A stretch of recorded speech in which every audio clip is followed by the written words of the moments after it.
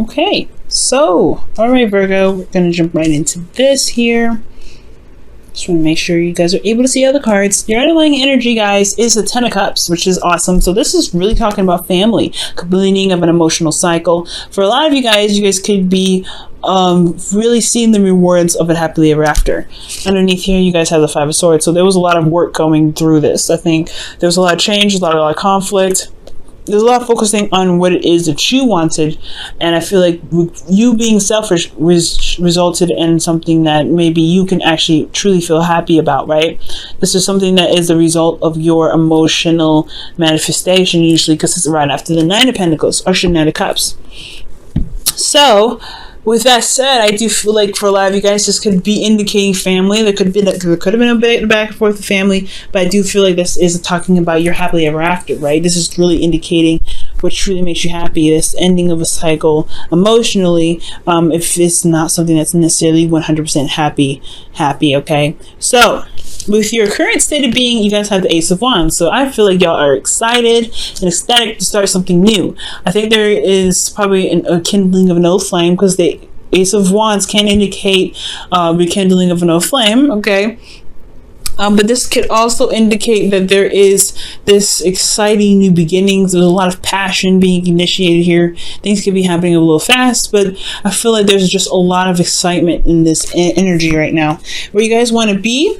Well, you have the Six of Cups. The reason why I'm definitely saying that there could be a rekindling of an old relationship is because perhaps you guys want to reconnect with someone from the past, or you guys may want to reconnect with a connection that you have with someone already currently that you have with someone in the past. Okay, so you may want to feel a certain way that you have felt for this person before, maybe a stronger bond, maybe to reestablish a sort of bond, or maybe you guys really want a soulmate connection. But I feel like you guys either want somebody from the past back, somebody that is currently with you, or somebody that's probably, you may not be with at this time, but you may want to reconnect with this person.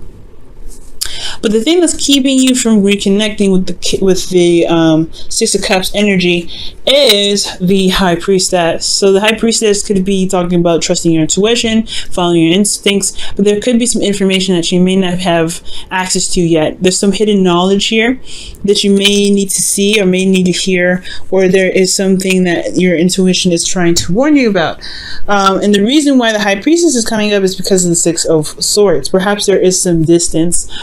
Maybe this person is long distance, far away. But this could also indicate that there is a change, there's a shift in energy and shift in ways of thinking and doing something. Perhaps you guys have moved away, or there was some transition that has happened. And I feel like this change is what's left the kind of situation kind of blurry, kind of hard to see, really kind of hidden here. Now, for your best path to follow, I'm getting the King of Swords. For a lot of you guys could be dealing with an Aquarius. For a lot of you guys, this could be talking about someone that you feel is very intellectual, very intelligent, very good with their words, very, very helpful in regards to being available for advice. But I really feel like for a lot of you guys, maybe this could be consulting someone that can truly be of assistance in regards to someone that can provide you with advice. I don't think this is talking about getting a lawyer. I'm not getting any kind of law cards here, but that could be one of those things that you may want to, this could be something here. At Ten of Cups endings relationship here. Maybe you guys want to connect with somebody that is probably, you guys are trying to get a divorce, but I'm not getting that sense. Okay, for some of you it could happen, but it's not coming up strongly for me. I'm going to go ahead and pull a clarifier for you guys and see what the High Priestess could mean for you guys here, because it's not very clear for me. The Ace of Wands came up again. That's interesting.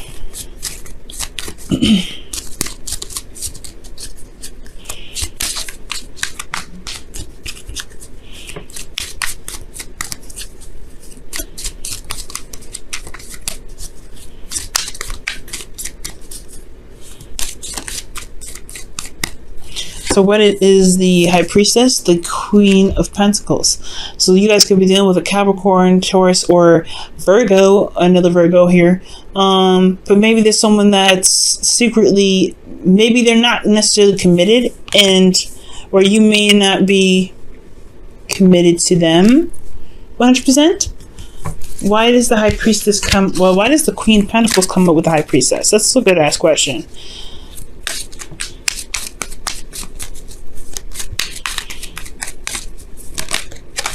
The Four of Wands. Okay, so yeah, this is talking about commitment here. I feel like there's somebody that's already committed to someone else.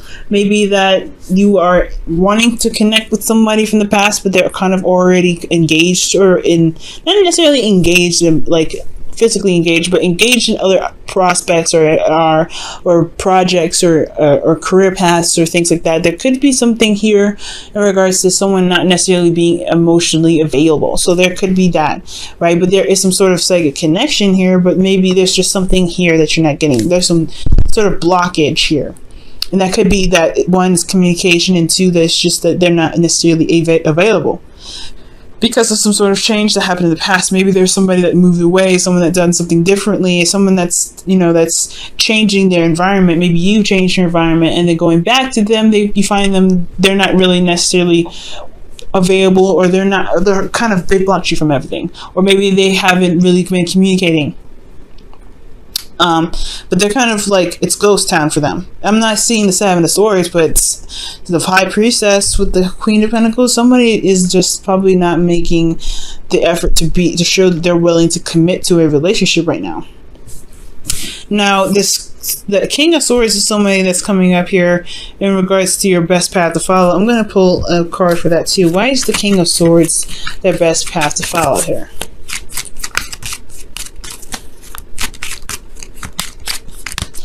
You know, and also with the High Priestess there, this could be that you don't maybe necessarily trust yourself with committing to someone, probably because you made a transition already, something that you maybe moved away from a relationship that was probably not the best, and you were making strides to to be in a place where you can prosper, or build a new relationship where it's more healthy and more beneficial for you. But maybe it's just like you don't trust your intuition right now to know that you are committed to this person, or you are not necessarily committed to a person, but committed or willing to commit to building another relationship to kind of get yourself to a place of commitment, I feel like. So that could be that too, guys. And I feel like maybe the King of Swords is to be very strict and very straightforward on your truth, if not necessarily a person. The King of Swords. Okay, so this is someone from your past here. So I feel like the best path to follow is indicating that maybe communicating with this person and talking to this person about how you feel about them, or feel about this connection. You have a soulmate connection with this person in the past, and this person is possibly an Aquarius, but okay, Nine of Cups is coming up. So yeah, your heart's desire is this person, this King of Swords here. So I feel like making it very clear for yourself, and very, being very straight up with yourself, and just figuring out what it is that you truly want. Do you want a relationship with this exact person, or do you want to be in a relationship again? Do you just want to feel love? Because if you just want love, that is perfect. Manifesting a person is not necessarily a good thing. You're disrupting free will. You're hijacking somebody, and they may not come to love you as you wish they would. You want to manifest love from how you feel, and I feel like the best way to do that is to know exactly what it is that you want in a relationship. That may be exactly what you want to do, but it's going to require you to trust yourself and to know what you want, and to trust your intuition, to allow yourself to be open to your emotions and allow things to flow through you, right? To be emotionally open. And I feel like for love, you guys are working. Maybe you guys are really focusing on your career paths, but you do want a sense of commitment. You want a commitment here, but you just don't know if you can really be emotionally open like that again, especially after such a difficult transition. Now, I feel like I said before, your best path to follow being the King of Swords is going to require you to know exactly what you want and to really stand by your truth, but also to really remember the last time that you've been in a relationship that's worked out for you, that's made you happy. This could be with somebody or someone that you know that you've had a good experience with, but maybe not have, it doesn't necessarily have to be a 100% successful relationship, but it can have instances where you felt very happy, that you felt very in love. So remembering these times can help you manifest a real relationship coming back to you, right? because you are feeling the vibration of your own happiness, right? So you know what you want. And I feel like just standing by what you want and feeling like you're as if your partner is there, right? Not necessarily the exact person, because you don't want to, like I said, you don't want to hijack someone's free will, but you want to manifest love to come into your life, and then the right person will come to you. And you may be surprised. It could be the person that you want, or it could be somebody that you didn't even see coming, but they just fit the exact profile of what it is that you guys are looking for. Now, in your feelings, you have 7 of Pentacles. This is where it's coming in at, right? 7 of Pentacles is like you're not necessarily sure if you could commit to another relationship, considering how painful, how difficult it was for you to transition from the last situation. So you guys are having to go through, certain situations in yourself where you're having to kind of look at your circumstance, look at your past, and say, okay, is this something that I really want to go ahead and delve into? You've been through a lot, and you've done a lot of work already. It's almost like that kind of the negotiation or last conversation with yourself before you're completely committing to it and going for it. So I feel like right now you guys are not necessarily sure about whether or not this is something that you truly want to actually commit to, a relationship or building something that's long-term with somebody again. But in your hopes and fears, you want to release old things. You want to release certain things.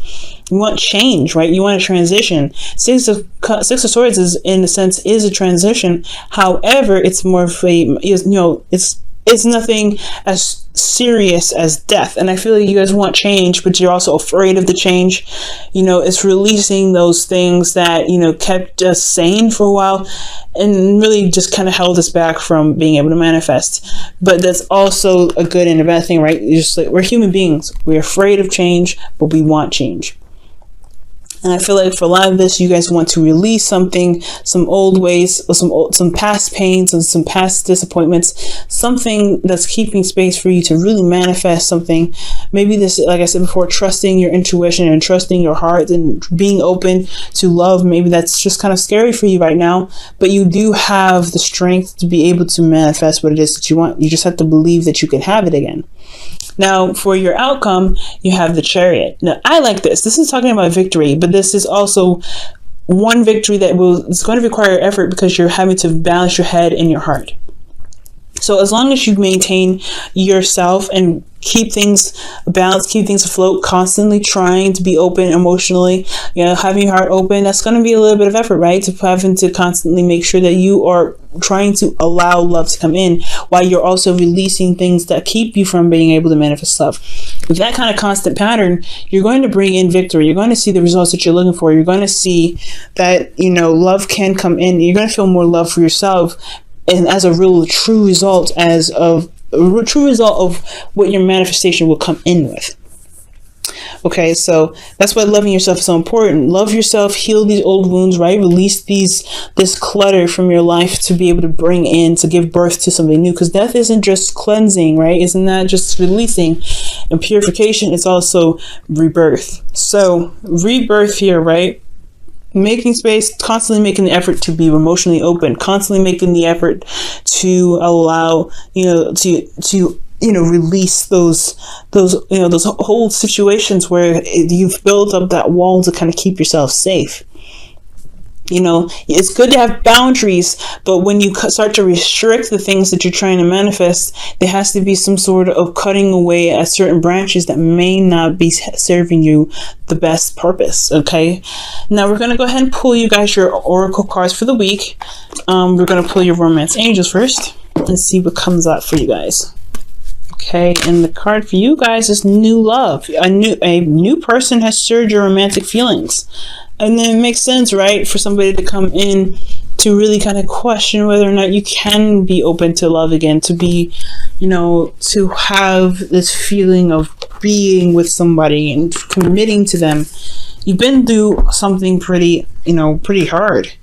But and this could even be with the person that you're currently with. It's recommitting to them and recommitting to the relationship, if you can truly do that. But I really feel like if you really love them and you really want to make things work, you can make it work, Virgo. That's the beauty of it.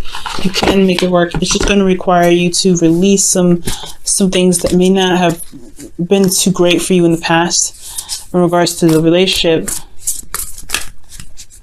so you can have the happiness that you deserve, which is this 10 of Cups as your underlying energy, because everything's all circling around to your happily ever after, what you believe your happily ever after should be. And you can make it happen. You just have to believe in yourself that you can do it, and trust that you can manifest that. But you have to be open, of course. All right, and you guys have do something for someone else. Give your attention to someone else. Okay, so I really feel like building time, spending time with this person, right? Getting to know them to really figure out whether this is a relationship for you or a relationship where you can truly be committed to. That is the best way to really decide whether or not you can, bring in this new love, right? If this is the new love that you're looking for, if this is the happily ever after that you can, that you've been envisioning, that you've been wanting for a while, that you dream or want to manifest. So giving your time to someone else really talks about getting to know them, putting, all of your time, well, not all of your time, putting all of your focus onto them to really understand who they are for you, right? Because we do everything for ourselves. You have to figure out what they do for you, or what they are, who they are for you. And when doing so, I feel like things would be able to kind of snap into place as well.